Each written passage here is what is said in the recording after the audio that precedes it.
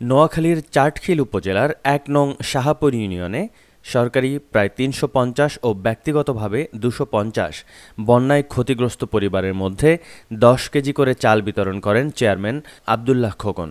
Union পরিষদ কার্যালয়ে এবং ওয়ার্ডে ওয়ার্ডে চেয়ারম্যান আব্দুল্লাহ খোকন এসব ত্রাণ বিতরণ করেন। ত্রাণ সামগ্রী বিতরণকালে ইউনিয়ন পরিষদ চেয়ারম্যানকে সার্বক্ষণিক সহযোগিতা করেন ইউনিয়ন পরিষদের সকল সদস্যবৃন্দ। এছাড়া উপস্থিত ছিলেন ১ নং শাহাপুর ইউনিয়ন বিএনপির সভাপতি নূর কবির, ইউনিয়ন জামায়াতের আমির মাওলানা দেলোয়ার হোসেন, ইউনিয়ন বিএনপির সাধারণ সম্পাদক ফিরোজ আলম বাবলু, ইউনিয়ন জামায়াতের সেক্রেটারি হাফেজ আব্দুর রহমান, জেলা স্বেচ্ছাসেবক দলের নেতা মোর্শেদ আলম, জেলা ছাত্র দলের নেতা ইকবাল হোসেন সহ ইউনিয়নের বিভিন্ন নেতৃবৃন্দ। চেয়ারম্যান জানান, ইউনিয়নের মানুষের দুঃসময় ও সুসময়ে উনি সবসময় পাশে আছেন এবং থাকবেন। ইমরান হোসেন সোহাগ, চাটখিল, নোয়াখালী।